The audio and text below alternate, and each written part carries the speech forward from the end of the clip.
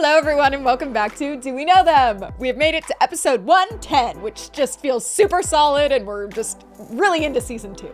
Yes. And Jessie has a martini, and she's drunk. That's my Sean Connery voice. You're shaken, not stirred, you know? You know about that? Oh, you're whipping out the impressions. I'm telling you, my gamer tag is MessyJessie007, because anyway. I don't know why that's Guys, relevant. I want to just put out a disclaimer right now.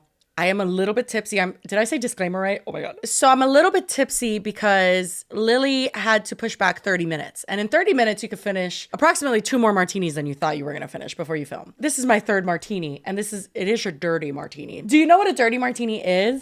Is that when it has olives in it? Yeah. Olive juice, vermouth, vodka. And then I like extra dirty. Does that mean extra olives? Yeah. Literally just means extra olive juice. See, I don't even know if I've ever eaten an olive. I'm sorry. What? How old are you? You can't be 33 and not have ever eaten an olive. It's not like people are offering them, and I don't drink martinis. So. Okay, we definitely run in different circles because I have people offer me olives constantly. Anyway, you know I wouldn't like it anyway. But anyway, Jessie's drunk. I'm not, but I'm not drunk. I mean, we can't trust me to keep this on the rails, so I apologize. It's Friday night, okay? It's time to get lit. Honestly, you know what's so crazy? I know we just said, I think it was last episode, could be 2 episodes, who knows these days.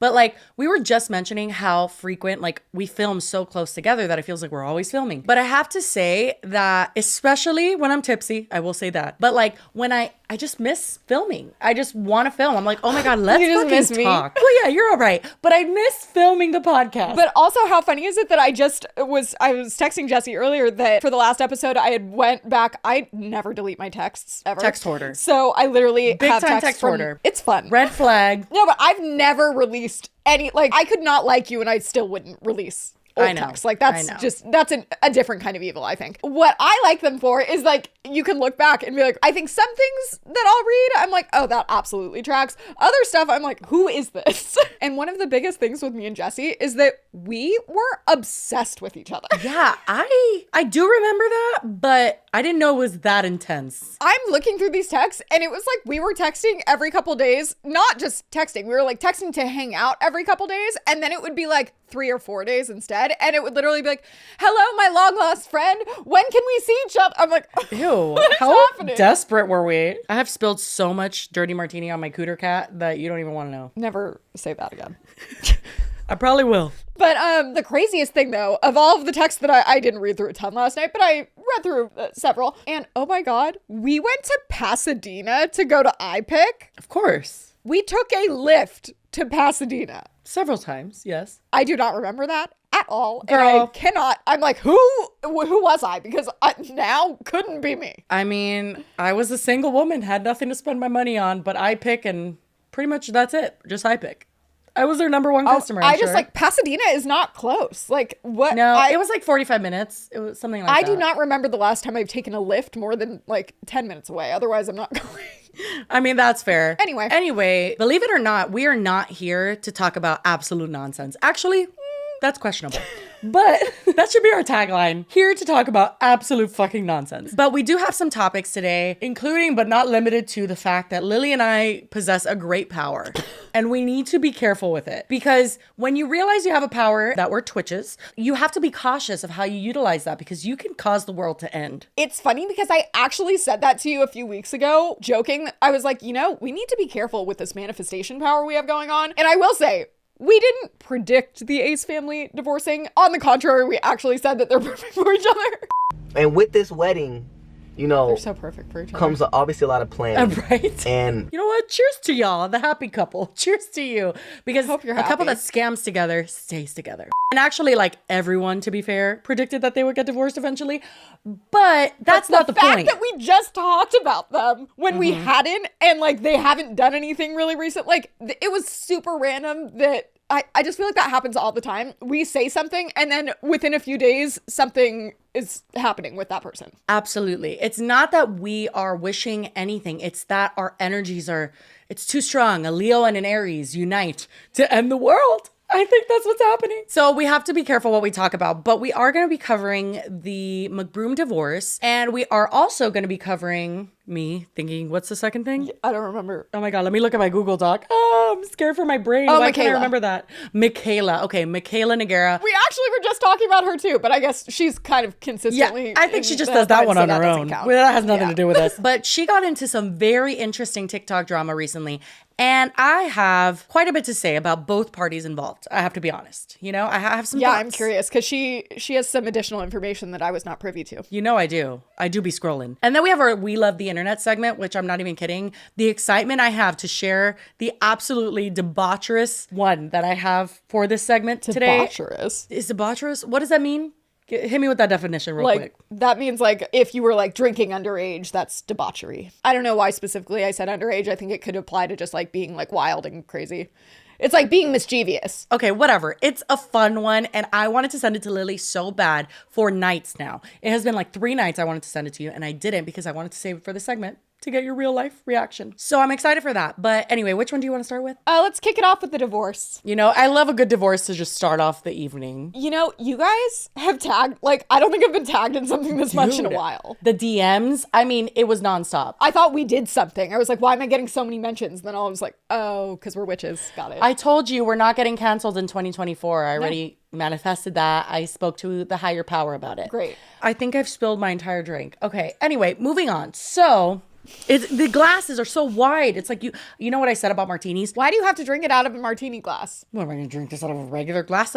That's debaucherous. The thing with martinis is that you have to keep your eye on them. You have to keep your eye on the glass the entire time or you're gonna spill. So yeah, we were getting tagged a ton. People were basically just referring to the 2 posts that both Austin and Catherine posted about their divorce. Catherine and Austin each put out their own statements, and they're different in their own ways and kind of in the ways you would expect them to be. Because you know what I mean? They're their own people. I actually didn't even let myself fully read each of the statements because I wanted to give my reaction here. You know what? Same. God, we're good at this. What I found extremely interesting about Austin's is that his is a picture of him and Catherine. Very lovey-dovey. She's like resting her head on his shoulder. They're having a good time on vacation. Looked like they just went skydiving, I guess. Yep. The way I would never go skydiving, period. I'm one of those people that was like, I will die on the way down. I couldn't picture you doing that. Would you do that? Yeah. Are you joking?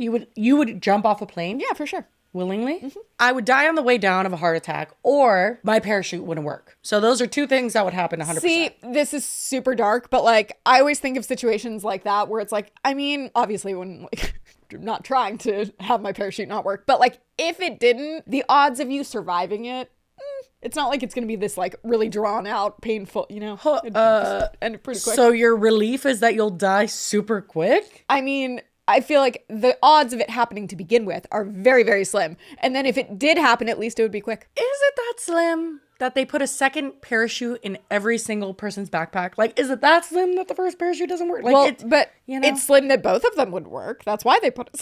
Here's how my brain works. If they have to put 2 parachutes because the first one almost never works, or not, that's Yeah, I was such like, a not right that's a statistic. bit of a I leap. know, Okay. I know. Right when I said it, I said reel it back, but it's common enough that they have to put a second parachute. Then it would be the same likelihood that the second parachute wouldn't work, and so they should put a 3rd and 4th. But it's that you're getting like a very small likelihood twice in a row. That's less likely. I don't really know how to do statistics, but It's anyway. possible. That's enough for me to never do it. All of this to say that I would absolutely, under no circumstances, skydive with Austin McBroom. Not the part because of if I'm gonna die, conversation. it's not gonna be with him. It's gonna be with anybody else. That's the reason.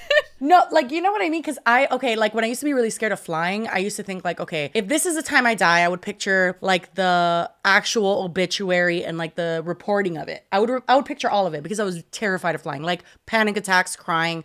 I got over it through a series of things, mostly learning about aviation. One of my best friends is a flight attendant. And then also I just had to do this like exercise that's like, how much danger are you in the moment on a scale of 1 to 10, like actual danger, like how you feel versus the actual danger you're in the moment. Anyway, whatever. And it was always 0. Well, no, because when I was in the air, I would feel like it's a 10, but then I was like, well, is it actually a 10? I don't know. Anyway, long story short, I got over it kind of like I am scared during takeoff, but that's neither here nor there. I would always picture the whole news article. Jesse Smiles, dead. on flight, along with obviously everybody else. But I would picture that they would put my name in there because they do that. But like I would picture it all. And so like I would picture in this scenario, Jesse Smiles dead alongside Austin McBroom. Blech, no, I would never do that. What's funny is that for me, what comes up when you say that is thinking, you never watched the show Yellow Jackets? Mm-mm. I mean, this applies to like any kind of plane crash situation, but that was a show that was out recently where there's a plane crash and they survive. I think of the fact that like if you survived, like could you imagine like having to be with Austin McBroom? That is terrifying. If you needed like help, if you were like stuck in your seat or something, like he wouldn't help you. Not only would he not help me, but I would have to sleep with like toothpicks holding open my eyes because he would absolutely try to eat me. Oh yeah, he'd try to eat me first. I've got some meat on these bones. Ain't no way. For the record, we have never met Austin McBroom and we don't know him. We just know that he would eat us on an island, allegedly. Anyway, okay. Yeah. Oh my God, this is so long-winded. But anyway, so he's skydiving with Catherine McBroom. Why the fuck did that take us so long to get back? Wow. So he chose this lovey-dovey ass picture. I found that super weird because it's not that they don't have love for each other, but they have, I don't know how to say this properly. I guess what I'm thinking is like, they have enough lack of love to have gone a divorce. I'd say maybe they have some love, but they don't have any like anymore. Perhaps, yeah. Or they maybe have love for each other as parents or whatever the case may be. So it's like, maybe don't choose a picture where it looks like you guys are about to make out or something. You know what I mean? Like, it's just weird. I'm surprised that he didn't, like, of all times not to post his family. It feels like this would have been one of the ones that kind of made sense. All of that to say, I found it an interesting choice of picture for the context, especially when we look at Catherine's post. I feel like there's a bit of a difference there in how they decided to go about it. So he posted this picture, and in the caption, it says, "For this new year, I'll be taking a leap of faith. I've made the hardest decision of my life." Notice the verbiage. I have made the hardest decision. Yeah. "The decision to close the book to my marriage, ... We have mutually agreed to a divorce, but will remain a team when it comes to our kids." Even just in those two sentences, it's like, I've made the hardest decision, the decision to close the book on my marriage. And then he says, we have mutually agreed. Right? It's like, it's such a contradiction almost. Very much. They both think they made the decision, which would actually make sense that it's an amicable thing, because if they both made the decision, that means they both agree, but they're both wording it in a very like egotistical way where it's just like, I decided this. And the thing that's crazy is like, I could see him writing this because I know him so well. No, but like the fact that he wrote this and didn't realize that's how it sounded. Like, oh, come on. You think Austin McBroom can realize anything? True. He continued on to say, "We created one of the greatest stories, almost a decade together, so many memories, so many accomplishments, but every book comes to end. And now we will be writing a new book as separate authors." A singular new book? Just one book. You really should have had someone proofread this. Feels like Janet wrote this. Oh my God. I was just about to say this. This is giving Twister in the mud, but I didn't know if it was appropriate to say. He says, "We both understand that holding on is believing that there's only a past, and letting go is knowing that there's a future."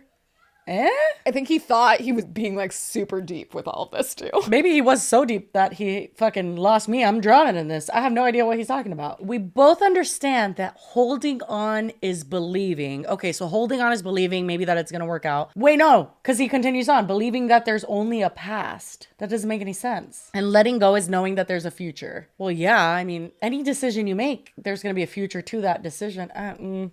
This one's a head scratcher. "And we both are supporting each other's future." In your singular book that you're writing as separate authors. They're separate authors. Yeah. Same book. "This transition is not easy, but we are both making it as easy as it can be for our family." Yeah. How do you split debt? They're gonna have to figure it out. Does Austin's like boxing debt go to Catherine? Is that something he'll take on? I mean, either way, it's not gonna get paid, but I was just wondering. What's ironic is that like, I just actually found out recently that like divorces, when they aren't super amicable, can be like so expensive to deal with in court. And one of the biggest things is splitting up the finances. I would imagine that Catherine would be like going like hard to try and not take on the debt that is very much like attached to his name, but then that's just going to put them both in more debt. Divorce can definitely be draining when you don't agree and you're not actually amicable. And even if you are, when you are married, you build a life together. Yeah, you don't realize how like connected everything is. Oh yeah, everything is linked to that person. But I also just have my doubts about them as a couple in terms of like how much they actually were building a life together. How much was just for show and how much was, Yeah. But he went on to say, "We will continue to be the best parents to our kids. Separations are difficult and most times messy, but you will see how we push through these difficult times as a unit and keep influencing with love and positivity. Is that what you do? Must have missed that. Keep influencing, of course. With that being said, 2024 will be life-changing for me. I will be dedicated to myself, my kids, my health, my body, my mind, my spirit, and God. Anything else? Is there anything left? That's so many words. Thank you to everyone who has supported us through our journey and who will continue to support us moving forward. We're going to need even more of your love and strength during this time, with a praying emoji and a white heart. By love and strength, do you mean money? When I tell you that his comments were lit the fuck up, they were lit the fuck up. I'm talking people being like, well, what'd you think was gonna happen? You're a cheater, to like, I saw this coming. Like, people have been So, and that's one of the things I wanted to discuss is like everything for the most part that I've seen is, I mean, obviously it's going to be Team Catherine because there's been so many rumors of him cheating and being an asshole. But are we suddenly going to just pretend like Catherine didn't partake in any of the scamming or anything like that? Because like she hasn't been the best either. Imagine Austin, let's say he even is the mastermind behind every scam. I'm talking from the beginning of time. They have done so many scams at this point. But let's say that she's not the one that comes up with it. She's the one that like grabs her arm, like loops it in with his and is just like, yeah, like let's do this. Like she's very much been there every single step of the way. And one thing that's important to know, if you're not someone that's familiar with the Ace family, it has been known for quite some time because the amount of allegations are endless at this point. Like I cannot keep track of how many women have said that Austin has cheated on Catherine with them, or people have literally spotted Austin at clubs with other women, making out with them. Like this has just been endless. Catherine has been embarrassed for years and she has stood, I would say on business, but she stood on nothing. She stood on air. She literally stood on a figment of her own imagination, which was that he was being loyal to her and he was not. Now, I would say allegedly, but like when there's so many people that come forward, there has to be some truth there. I don't have a doubt that there was cheating definitely going on. I do wonder how much was secretive, or like you said, like how much of their relationship was a real relationship, or if maybe it did kind of evolve into more of a business relationship where they were like, it's more lucrative if we stay together. And by more lucrative, I mean not lucrative at all. But maybe she possibly was aware. There's no way she wasn't aware unless she was completely delusional. And I definitely know that women or people in general, like when you want to believe something, you'll believe it. That's and I feel terrible if that is the case, but I also do just have to wonder, maybe she was okay with it and they had kind of an open relationship agreement situation. I think it makes a lot more sense that everyone's theory is correct and that they both kind of understood what the situation was, and that now the split is actually happening because in no way, shape, or form is the Ace family profitable in 2024. Like, they're just not. So if they're not, then that shitty situation of someone... What's the point? Yeah, literally, what is the point? Why would you continue something like that? Because I do think that they were authentically together at one point. Do I think they've been that way in a long time? Nope. I don't sense the chemistry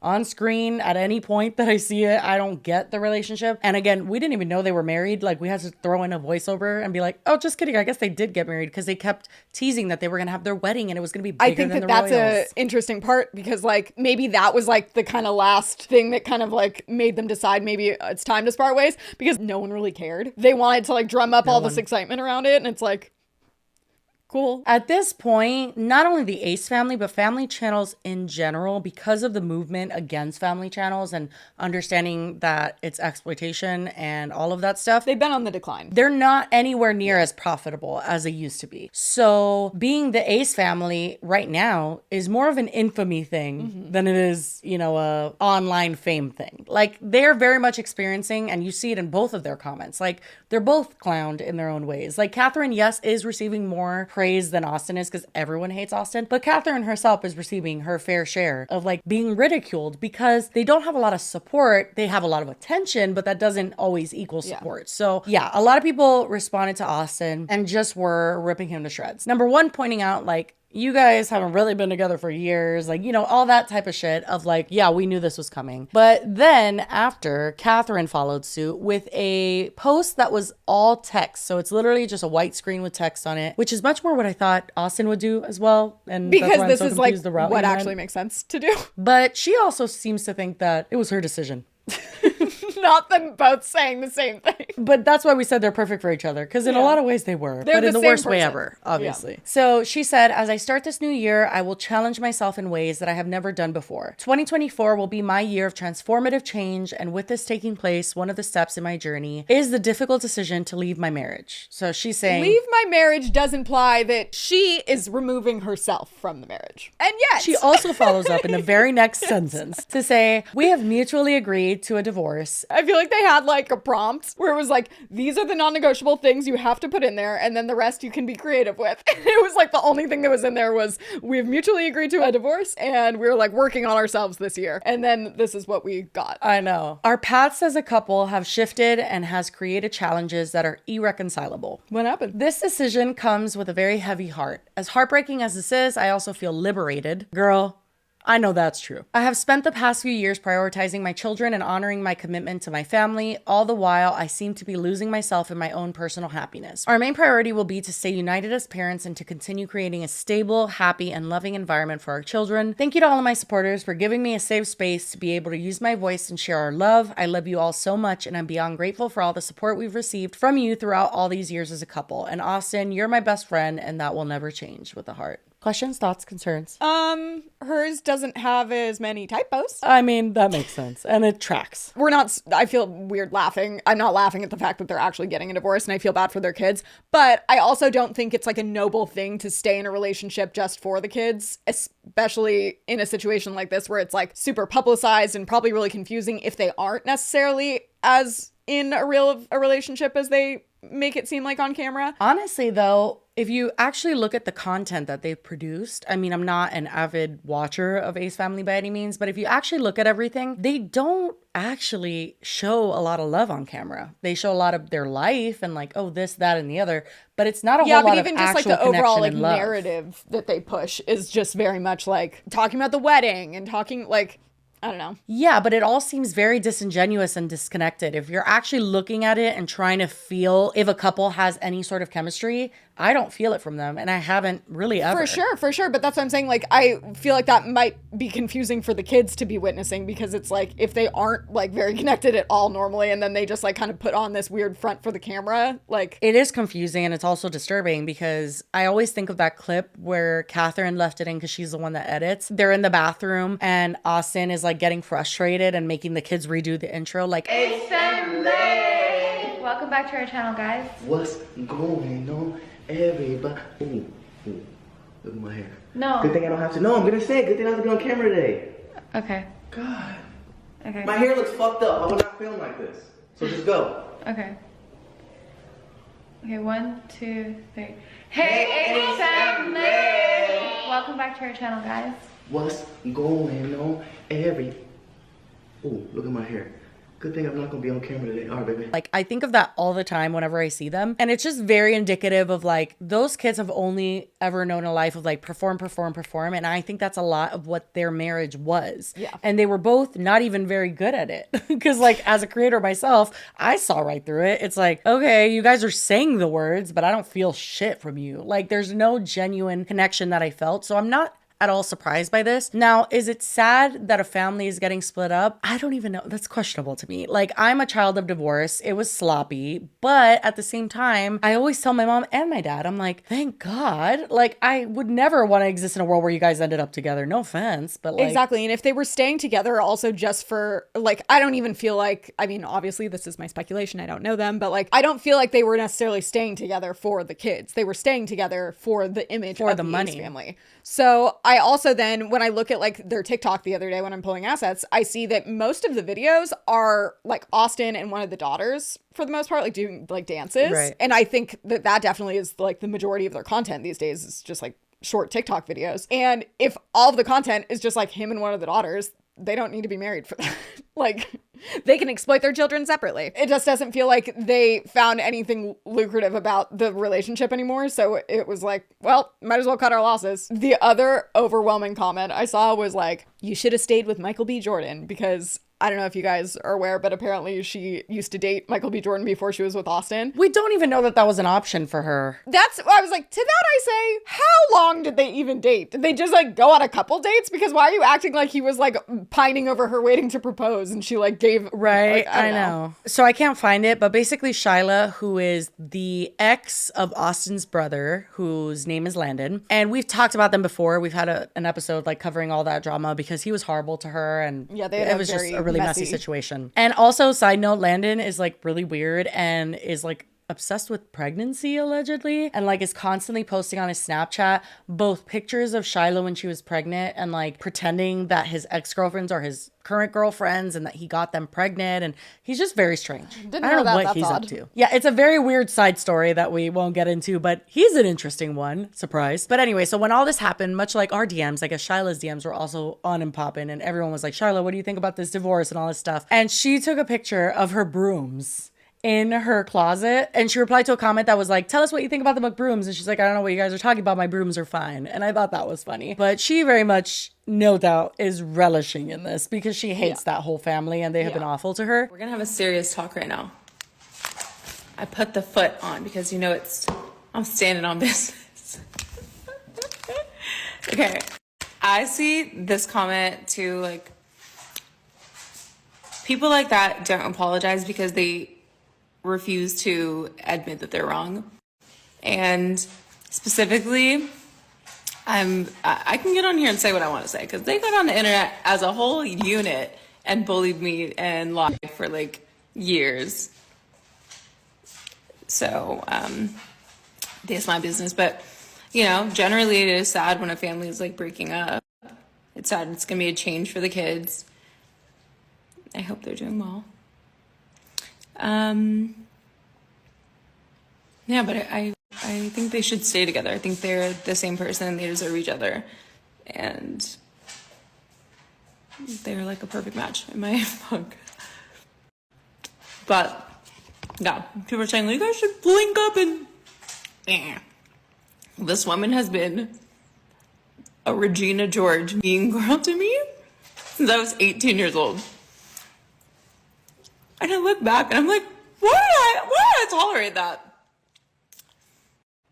A mean girl to me for years, and then hides behind the guise of like spirituality and like holier than thou, and that is just very it's like a lack of, I think honestly it has to do with having like a personality disorder, if I had to guess, like a sociopath. And then when you do psychedelics, I think it makes you develop like a godlike complex. And then you're just really lost in the sauce.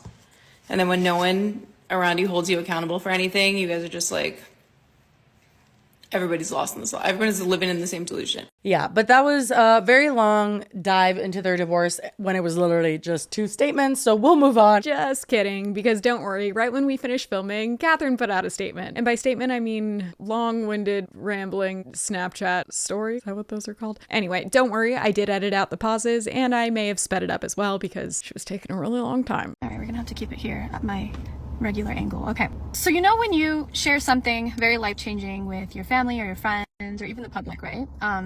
Obviously, my life has been very public for many years. We've been making content and on YouTube for many years, and so not to make this video like so long, and I'm just trying to live my life genuinely. Like, I just want to go back to just being myself, actually like truly being myself in my most rawest form, because I feel like I hold a lot of things in. And I'm sure this is going to go everywhere, but I do want to say, and I own this, I own up to this. I lied to myself for a very long time, and I was not happy, and my main priority was always my kids and my family, and just prioritizing them because they're the most important thing to me. And I feel like at the end of the day, nothing else really matters other than your family and people that are close to you, and love. Like, love is literally the strongest, most important force in this universe.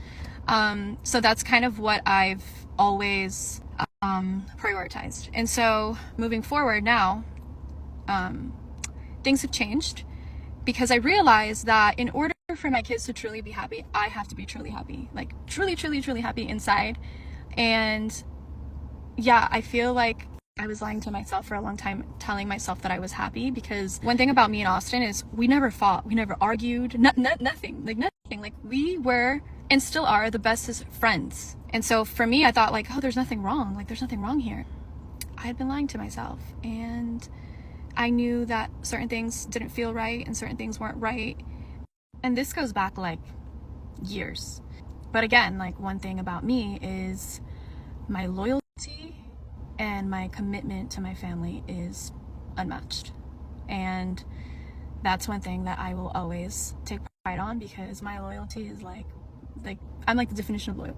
Like I'm very loyal, and I always protect, and I protect my family, and I protect everyone. Like if you're a friend of mine, I will protect you. If I love you, I protect you. And that's kind of my personality, and that's kind of who I've always been, and that's truly who I am. And like I have this like fire in me, this strength about protection that I will always have. And so I think being this way has kind of caused me to put aside my happiness. And I'm saying a lot without saying a lot right now, if you didn't notice. But and I just want to say that I am truly happy. Like I have never been this happy in my life, and it's not because of the change, but it's because of where I feel within myself, and where I have been for a while now. I've been feeling like this for months. You guys want to ask me any questions? I'm sure you have questions, and that's okay. That's totally valid and fine, and I will answer your questions. I feel like I'm in a good place now. I have no fears of nothing or anyone. I'm just like flowing through life. And so ask me the questions. There's gonna be a lot of changes happening like soon, like transitioning. I still don't know what I'm doing. Like I'm very new to this new dynamic that we're gonna be unfolding and going into. But I'm okay with it. I got no fears. I'm okay with it. And it's okay. And you can go ahead and ask me all the questions you want now. Also, one more thing, because I just know you guys are a tough crowd. Just because I am happy and I feel good and I'm happy with my decision and I'm going in the direction that I truly feel like I should be going, doesn't mean that I'm not sad at the same time. There's a lot of sadness. I don't think it's really like hit me yet because Austin hasn't moved to his new place yet, but there's sadness. Yes, it's like a mourning a death or something. Like it's like mourning, like I can truly say that this would be like the first time that I have to mourn something that has like died in my life, like ended in my life. Figuratively speaking, of course. And I don't want anyone to think that just because I'm happy doesn't mean that I also don't have sadness for the changes and for my children and for the new dynamic. But what I do know is that we're some strong ass co-parenting dynamic, and nothing will change in that sense where like they don't see their parents with each other and stuff, because we're definitely always going to be together because we have 3 kids and it's part of life. But yeah, just don't think that I'm not like sad in any way, because I definitely do have a lot of sadness about the changes. I'm human.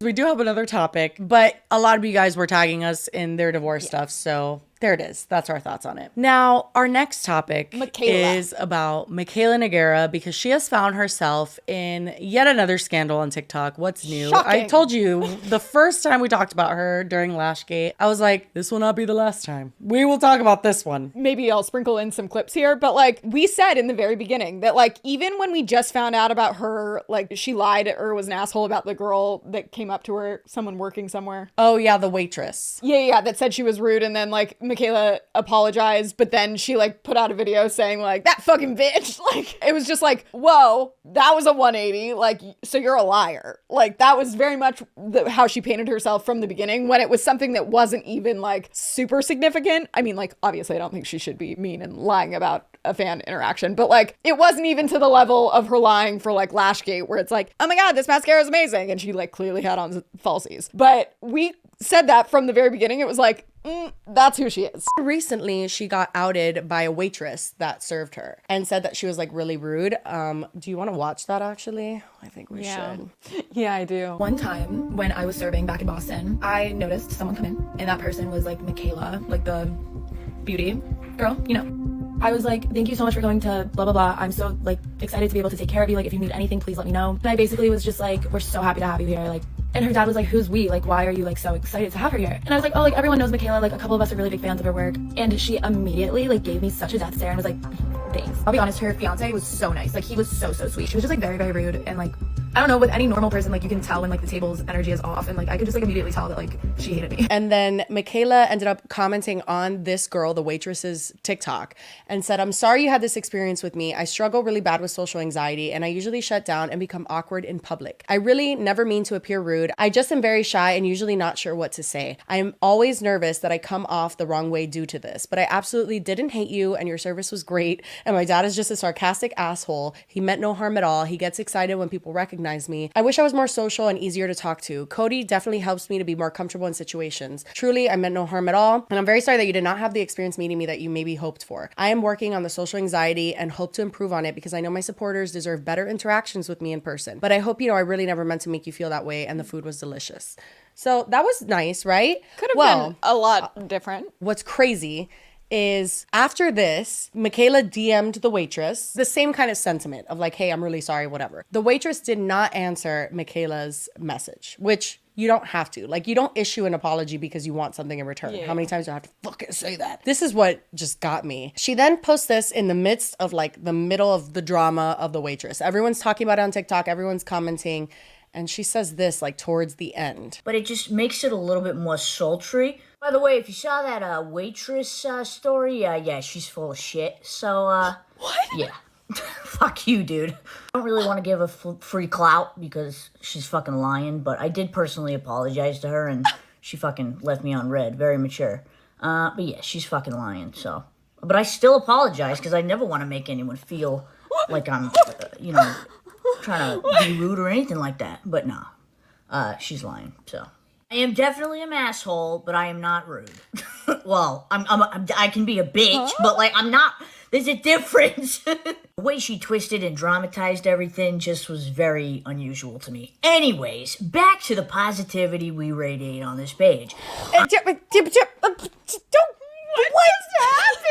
Like, that's the show of character that's going to be the blueprint for the rest of her career, and that has checked out. Well, like I said, I have many thoughts on this. So what I'll do is I'll just kind of show you in chronological order how this all played out. So there's someone on TikTok by the name of Matthew. His name is Matthew Stevens. He goes by MV Stevens on TikTok, and he owns a company called Illusion Bronze. And the concept of his company is that he has a self-tanner. So it's one of those like foaming ones, but his company has like over 100 shades, right? Yeah, there's like 125 shades, and it's based on like filling out a little quiz where it's like your eye color, your hair color, and something else. But it's like a customizable kind of situation where it's not just like light, medium, tan. It's like a little deeper than that. Yeah, and I do think that that's a good idea for a business, but I've seen him on my For You page for a few things, and I will get to that in a second. But this is what really popped off on TikTok. It currently, as we're watching this, has 885,000 likes, okay? Which means millions of views. Yeah.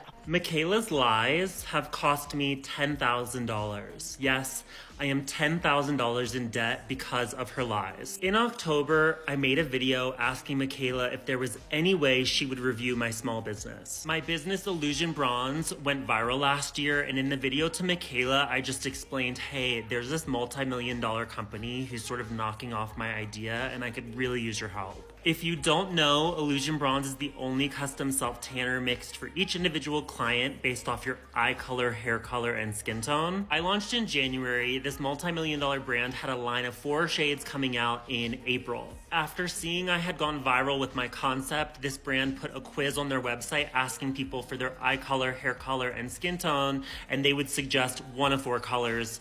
So it basically cheapened and simplified my idea, obviously because I have 125 customizable colors. I tried to convince myself that it was a coincidence, but there were a few girls who went viral from reviewing my product that were genuine, authentic reviews. And this multi-million-dollar brand went after them, paying them to do reviews of their brand and mention the things that were unique about my product, but instead say it about theirs. So imagine my surprise when 4 days after I asked Mikayla if she would review my small business, She reviews the specific line from the multi-million-dollar company who was knocking me off. I think the brand he's talking about is Bondi Sands, which is a famous tanner, if that's who he's talking about. I'll figure it out. And I get that that's super fucking annoying. Like, as of right now, when I was watching this, I'm like, I'm there with you. Like, I totally agree that if that was turned around, I would be so fucking annoyed. But it does get progressively just like, wait, what? Now, keep in mind, when I asked her to review my product line and then she reviewed the competitor 4 days later, their line had been out for 6 months at this time, so I didn't believe it to be a coincidence. It's not that I was blaming her. I didn't think it was her fault. But I thought, wow, this company has already gone after the small influencers who blew up my brand and paid them. They must have seen my video to Mikayla and now paid her too. This video I posted, wondering if it was a coincidence, garnered 4 million views. Mikayla DM'd me the next morning and said it was an absolute coincidence. It would never be my intention to hurt a small business. She said, I think I actually have your tanner. Regardless, when I get home, I will make my purchase and try your tanner ASAP.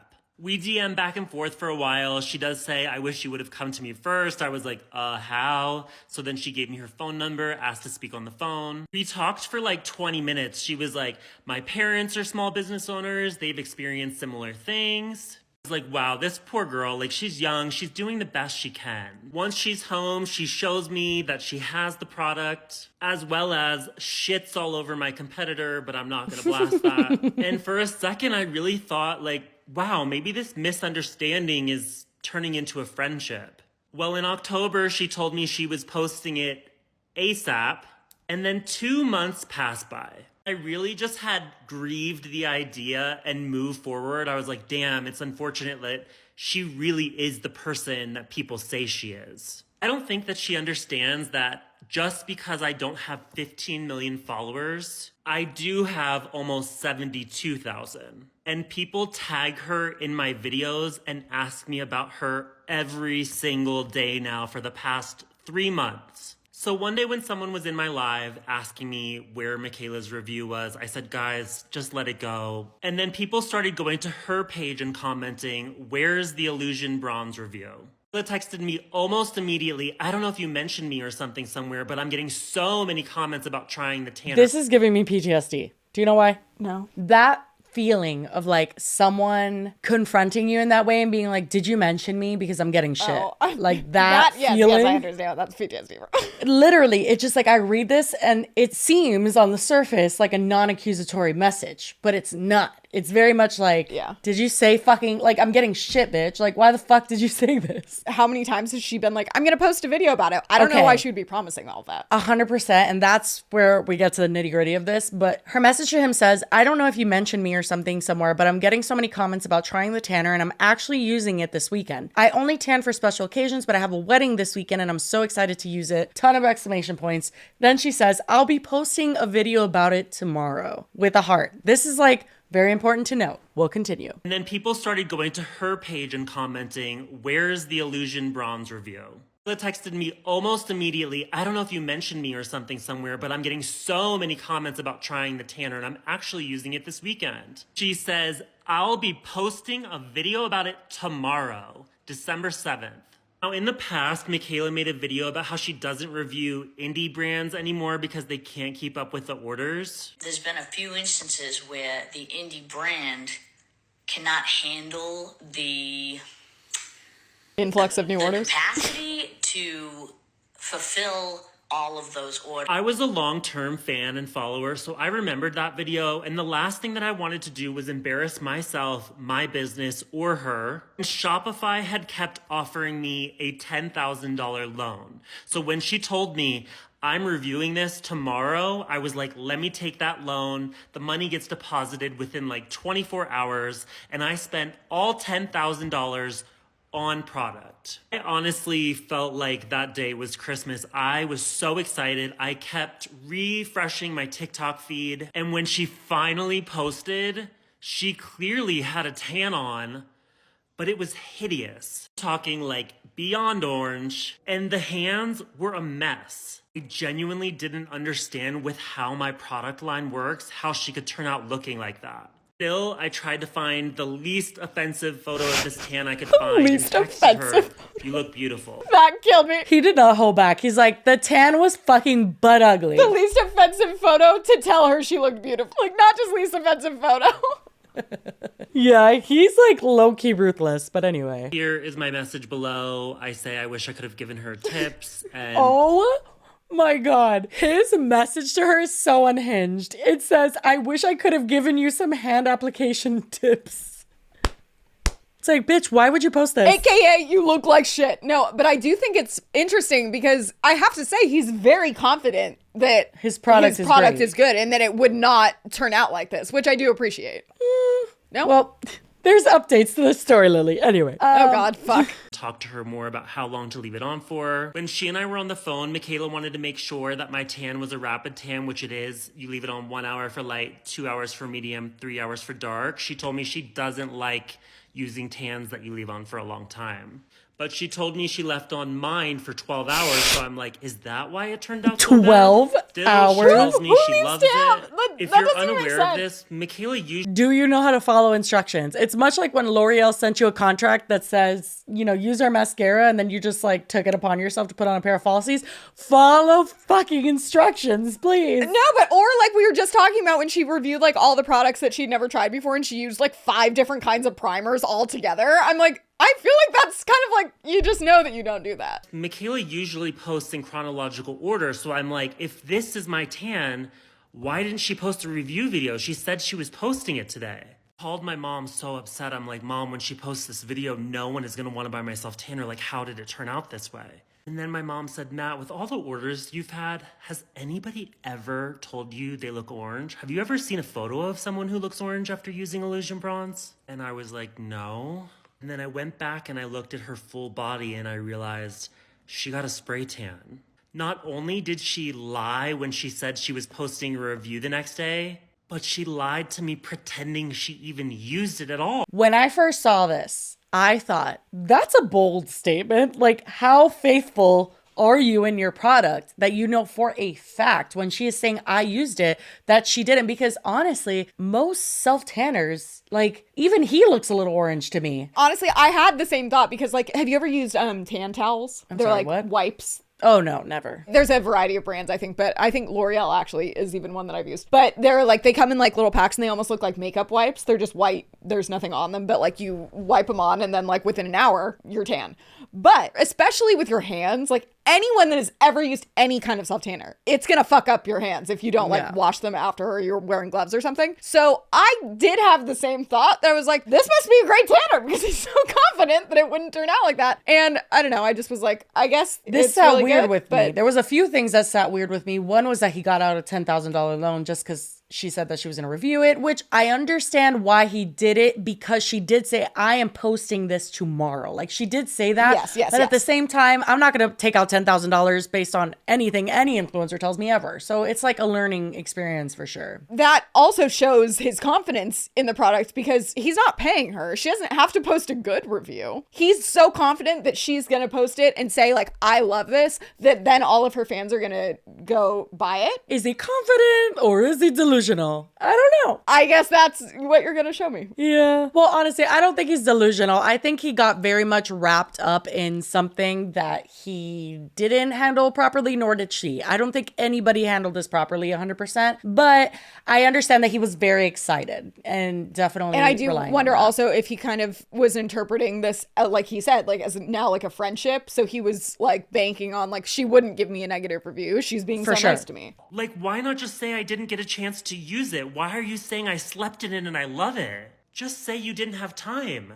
So for the next 3 weeks, I'm stewing. I'm like, where's the review? $10,000 worth of products showed up at my house. Finally, I'm like, listen, she doesn't know how much money I spent, so let me just tell her the situation and that it's stressing me out, and I know she'll make it right. Pause if you want to read. We do want to read. So he says to her, so I don't want to sound like a pest or pile on when you're not feeling great. So I guess she had maybe said online that she wasn't feeling the best. And then he says, I was never planning on following up about a review at all because like I've said, you don't owe me anything. But when you texted me 3 weeks ago saying you were doing it the next day, I placed a $10,000 order with my lab. And in parentheses, he put bigger than I've ever done before because I wanted to be prepared. So that made me a little stressed. I'm super sensitive and understanding when it comes to your mental health. That should be your number one priority always. But if you do manage to muster up the energy for a New Year's Eve tan or sometime soon, I'd be super, super grateful. Now, I just want to say, like, if I got this text, I would throw up. I would actually maybe throw up somewhere. Like, I'd be like, you did what?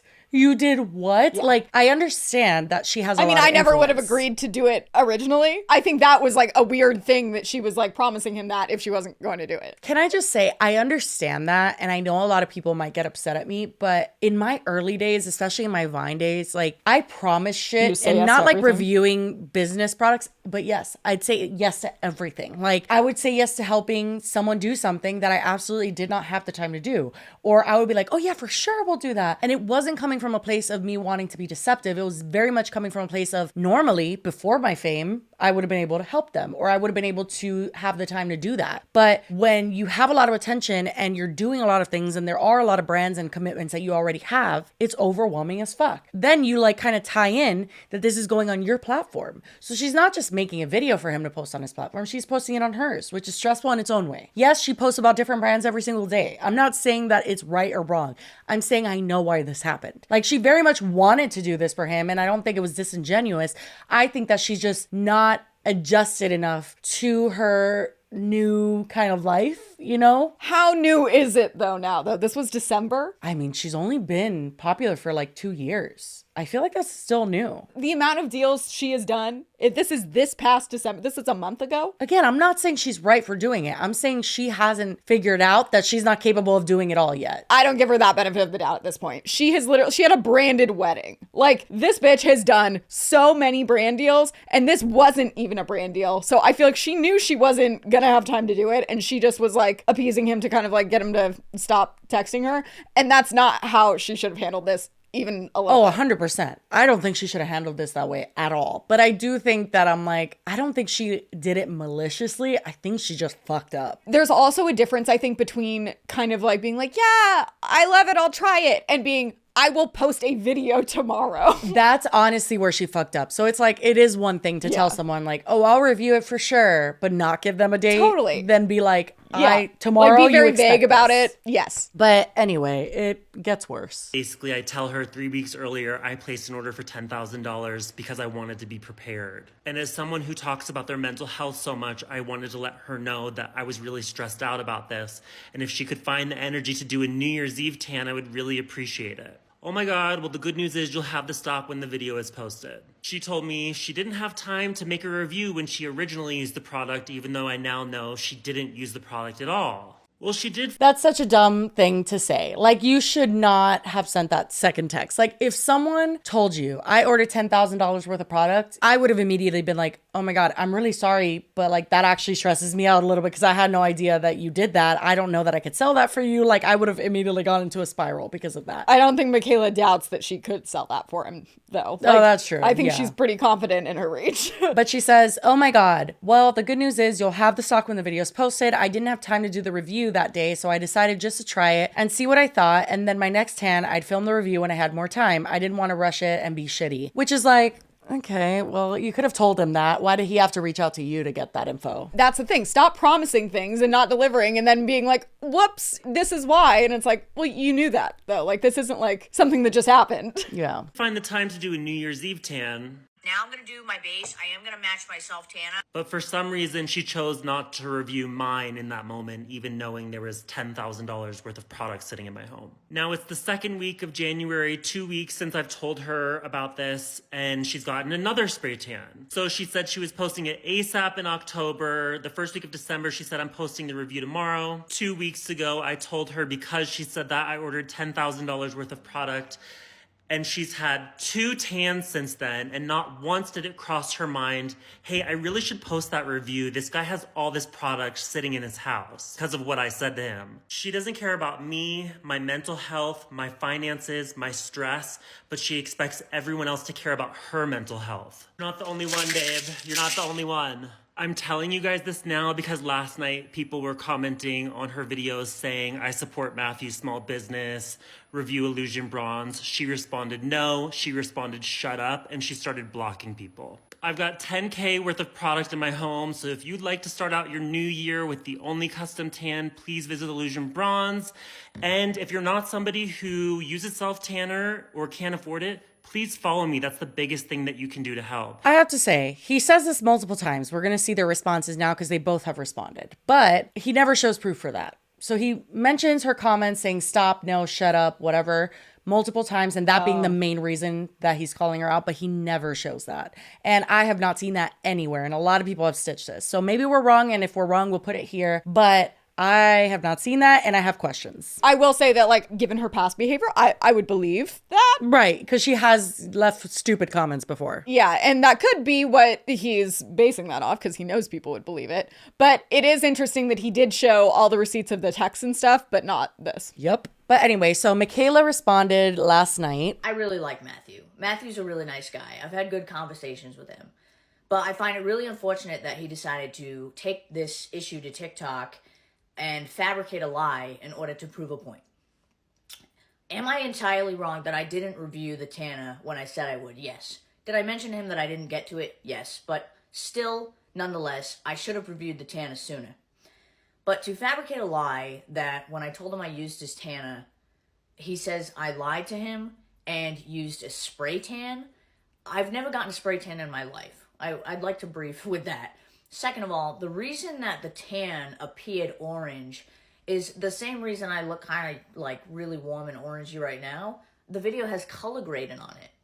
So if I take the color grading off of my video, let me show you what I look like. And this was just in a video of me showing my outfit. So if I did a video using the Tana, it wouldn't have color grading on it, but it was just a random video. So let me take the color grading off and show you what I actually look like. This is with the color grading on. Not her calling it color grading.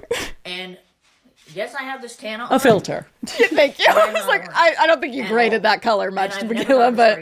And I didn't lie. Again, I am completely in the wrong because I should not have told Matthew, oh, I'll do it tomorrow, when tomorrow came and I couldn't do it. And I did tell him I wasn't able to get to it because I was in a rush. But I was going to get to it. I always get to it. It just sometimes takes a bit.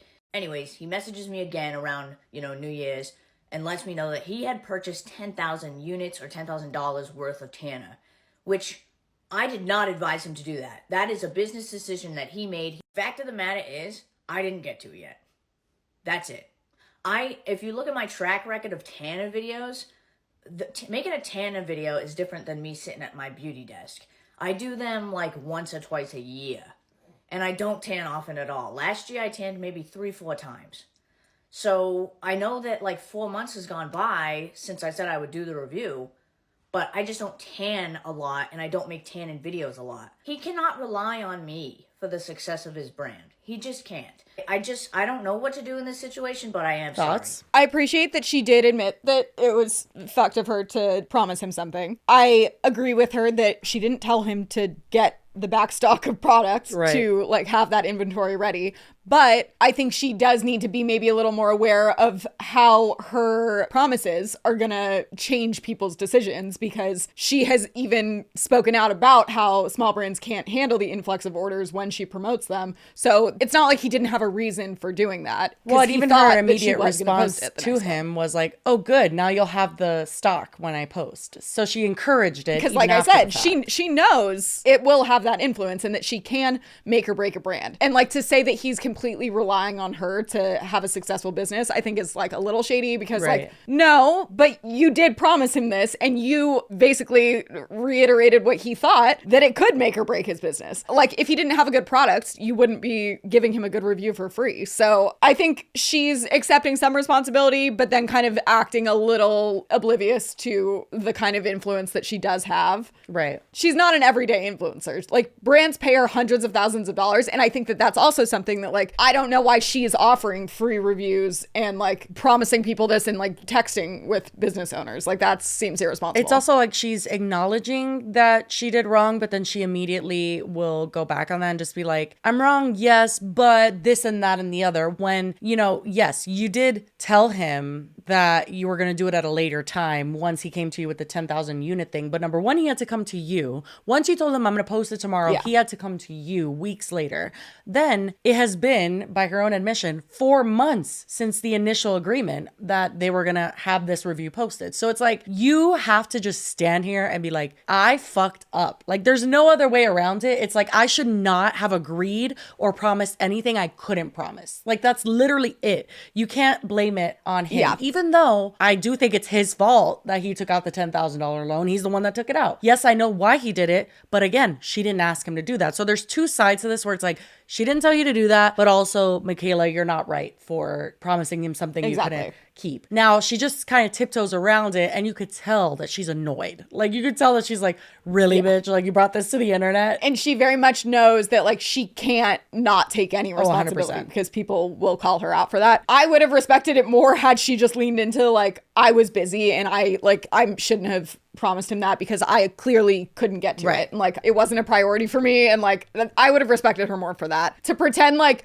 I was gonna do it. Like, how long is he supposed to wait to think that you are, though? Like, I agree. Is it 6 months, 8 months? When could he get a little questionable about it? Yeah, for sure. But he responded to hers. Literally, this was like within 30 minutes of each other. Mikayla just posted a response to my TikTok. I want to be very clear about why I made the decision to post that video. The day before yesterday, my followers were commenting on one of Mikayla's videos about her reviewing Illusion Bronze. And Mikayla made the decision to respond to them and say things like no and shut up and proceeded to block a lot of people that are following me. That really triggered me because 2 weeks ago was when I told Mikayla that I had spent $10,000 on product. No, Mikayla did not tell me to spend $10,000 on product, but her knowing that I had just spent all that money on product,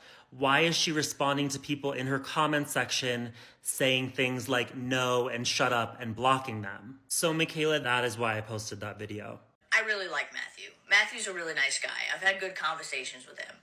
But I find it really unfortunate that he decided to take this issue to TikTok and fabricate a lie in order to prove a point. Am I entirely wrong that I didn't review the Tana when I said I would? Yes. Did I mention to him that I didn't get to it? Yes. But still, nonetheless, I should have reviewed the Tana sooner. But to fabricate a lie that when I told him I used his Tana, he says I lied to him and used a spray tan. I've never gotten a spray tan in my life. I'd like to brief with that. If Mikayla is saying that she didn't get a spray tan, I'm not going to double down. If I'm wrong, and I apologize for that. See, I've been airbrush tanning people for half of my life. And there's something called either a heavy hand or a light hand when you're airbrushing. And when somebody has a heavy hand, I'm using this usually picture, a bad spray tan or somebody inexperienced. They'll start out on one part of the arm, the higher part light, and then it gets really heavy as they pull down. And as somebody who's spray tanned a lot of people, that's what it appeared like to me. But like she said, that's not true. I feel like he breezed past the fact that like he completely like said she lied 100% basically, and she didn't. He basically was like, I mean, she says that she didn't, and I'm not going to argue with her, but allegedly, in my opinion. Yeah, actually, now that you mentioned that, it is almost like if he was justifying like, but she did still get a spray tan, even though he says he's not going to double down. Second of all, the reason that the tan appeared orange is the same reason I look kind of like really warm and orangey right now. The video has color grading on it. So if I take the color grading off of my video, let me show you what I look like. And this was just in a video of me showing my outfit. So if I did a video using the Tana, it wouldn't have color grading on it, but it was just a random video. So let me take the color grading off and show you what I actually look like. This is with the color grading off. Totally different. And yes, I have this Tana on, and I'm not orange at all. And I've never gotten a spray tan, and I didn't lie. Again, I am completely in the wrong because I should not have told Matthew, oh, I'll do it tomorrow, when Yeah, so after she says that she didn't ask him to do the $10,000, he plays her video of her saying that she doesn't like to support indie brands anymore because they don't have the capacity. It's a plausible reason that, like, it makes sense that he arrived at that decision. Yeah, but anyway, then he continues. And I did tell him I wasn't able to get to it because I was in a rush. But I was going to get to it. I always get to it. It just sometimes takes a bit. I just want to clarify again, when she told me she was posting it tomorrow, she did not the next day tell me, oh, I'm so sorry, I was so busy, I didn't get to it. She didn't tell me that until 3 weeks later when I contacted her and said, hey, you said you were posting this the next day, I bought all this product. Then she said, oh, I'm sorry, I was too busy, I didn't get to it.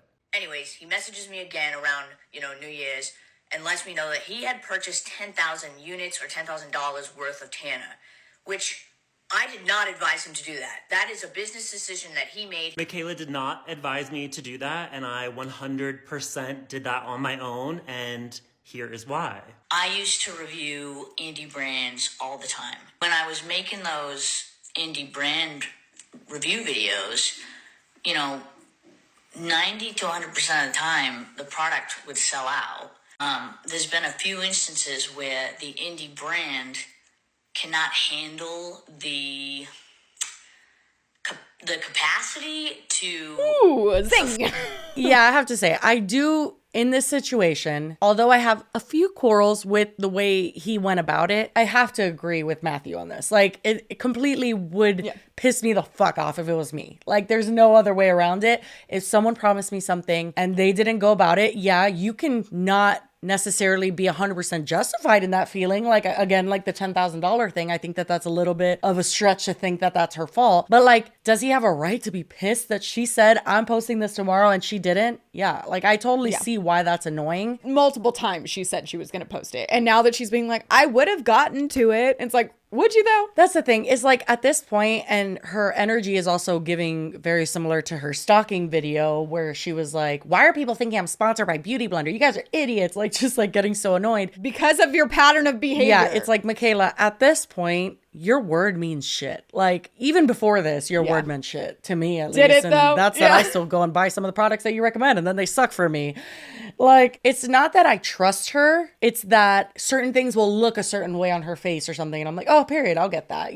There things like that. All that being said, do I think that initially this really was just someone who was busy and promised way too much? Yeah. I don't think she went into this. And I think that's what I was trying to get at earlier. It's like she wasn't intentionally trying to fuck this small business over. She was genuinely being like, okay, yeah, I'll do it. And then she just couldn't, like, because she's a mess. For sure. But I think the difference is just, and we've talked about before, that it's like, it's not like I was promising to post it. Like if I posted about this man's self-tanner, he might get 2 orders. You're really selling us to the brands, Lily. No, but like, you know what I mean? Like comparatively speaking, like she calls out the fact that she can't even do it for small brands because they can't handle how much of an influence that she has on their sales. And then she's going to kind of be like, I'm sorry, I didn't tell him to do that. Like, no, you didn't, but you did promise him things that you shouldn't have promised if you weren't serious about doing them. And I think that that's like, you can't be a people pleaser when you have that much on the line. Yeah, for sure. And I think also make up your mind. Either you don't want to support small businesses because they don't have the capacity, or you do, and you understand that when you promise a small business that you're gonna support them, that they're gonna prepare for it, whether you like it or not. It's worth questioning, does she really not review small businesses because they can't handle the orders, or does she not or because do it? They can't pay her? Ding, ding, ding. So I'm like, she probably doesn't even have that at the forefront of her mind when she's talking to him because she didn't actually mean it. Like, we've now seen such a consistent pattern of behavior that, as he said, like, she doesn't have any integrity, it doesn't seem like. Her word means shit. She's willing to do whatever is going to benefit her most at the time. At the time, she was in a good mood when she was talking to him, and she thought, okay, cool, this seems fine. But the next day, maybe she got another brand deal, and then it took her attention away from that, and then she no longer even had that even remotely in the forefront of her thoughts. So she just completely forgot about it, which I get. She's busy. She does have a lot of things going on. But then that means you need to be conscious that you aren't promising things to people that is going to be a life-changing thing or a business-changing thing for them, and then kind of write them off when they're like, why didn't it happen? Yeah, no, I get that. And I want to preface just like, I didn't have a bad taste in my mouth or like a preconceived idea of Matthew. But I think the only reason I had a little like about him is because of his situation with Trisha Paytas, which is something I mentioned to you on text. Yeah, which I have no clue what you're talking about. Yeah, and we don't have time to get into it because full disclosure, I gotta go. But there are videos we can cut to. And basically what it is he wanted to help Trisha Paytas get these wide calf Givenchy boots because she was like vocal about wanting these boots. And she was like selling her Balenciaga bags and all this stuff to try and,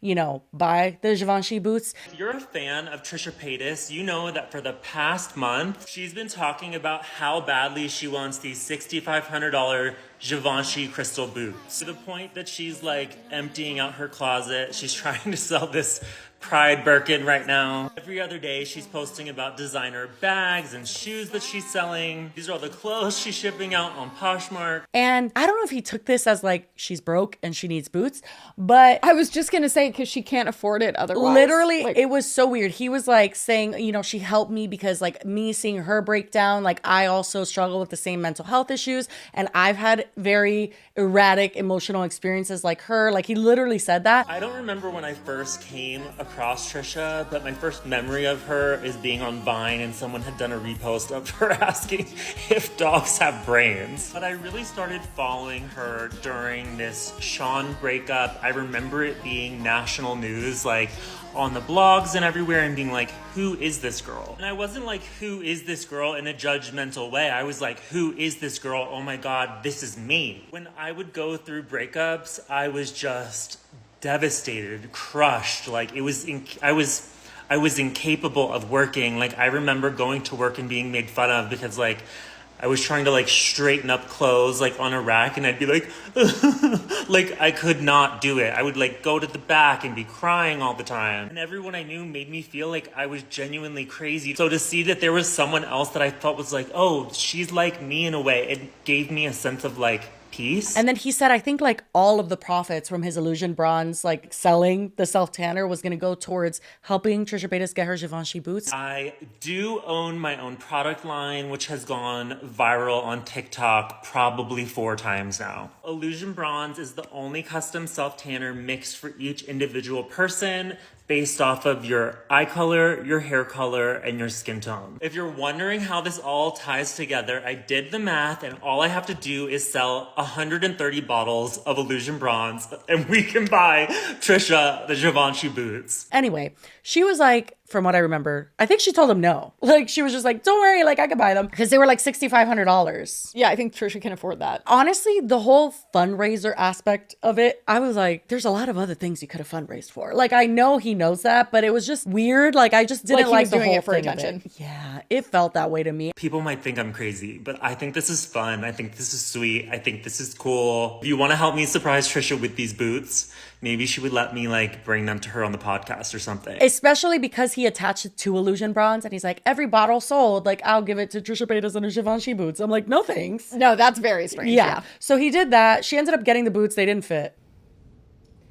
Y'all, they do not fit wide calf. I don't know if these are wide calf. Oh no. But anyway, that happened, and then he ended up going on her podcast, and they had a podcast episode together. Oh wow, Matthew, Mariah. Is that Mariah Carey? Wrong bombshell. Yeah. Oh, you're the girl from the Givenchy boots. Oh, yes. It's tragic. Don't ask us about it. It was all just a very interesting time.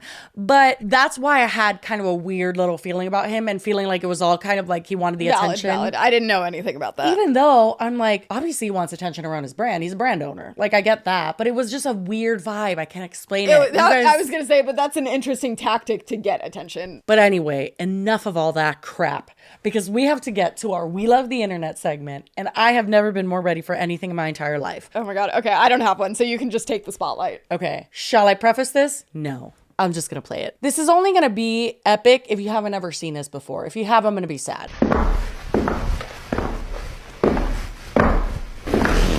Oh!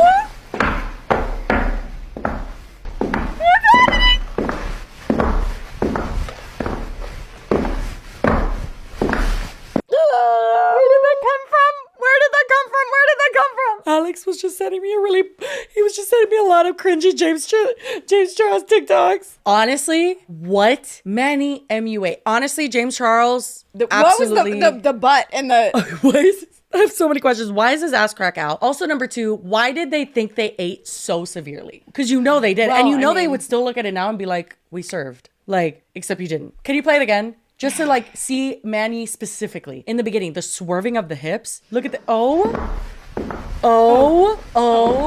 What is that? The fart. Oh my God. James looks like me posing on a red carpet. So for our listeners and non-viewers, I'm so sorry you're missing out on this gem. But basically what it is Manny MUA and James Charles walking down a runway. God knows when this happened, why this happened. Nobody knows the details, okay? I'm sure some do, but I don't. And they're literally, I don't even know how to explain it. Not only is their walk interesting, but when Manny MUA starts swaying his hips at the end of the runway and then turns around and shows his plumber's crack, I can't deal with that. I am just shook. Not Nikita Dragon being there too. So this was a long time ago, honey. This was like 2016. Was it Michael Kors? No, Michael Kors was laughing at them. Marco? Yeah, it was something called Marco Fashion Show. I mean, it seemed like something lower tier. No offense. But it didn't seem like it was giving Givenchy. Not people 6 years ago telling them they looked good. What is up with this subreddit? Manny's look is amazing. Oh my God, we were all delusional. Love James' look shines, sister. Ooh, I'm shocked that Manny put that look together. I'm completely shocked. This is like a relic, like a time capsule almost. Yeah, this should be put in a museum. Yeah, I agree. Anyway, fun times. You know, all it took for me to not send that to you, it was hard. I do love the internet for encapsulating things like that. But anyway, that is it. That is where we will leave you. Thank you guys so much for making it to the end of this one. It was interesting and kind of sloppy, but... a little off the rails, but we did get here eventually. We made it to our destination. We always do. It just was a little messy. Anyway, I do hope you guys had a great weekend and have a great rest of your week. And as always, we will see you on Friday. Bye.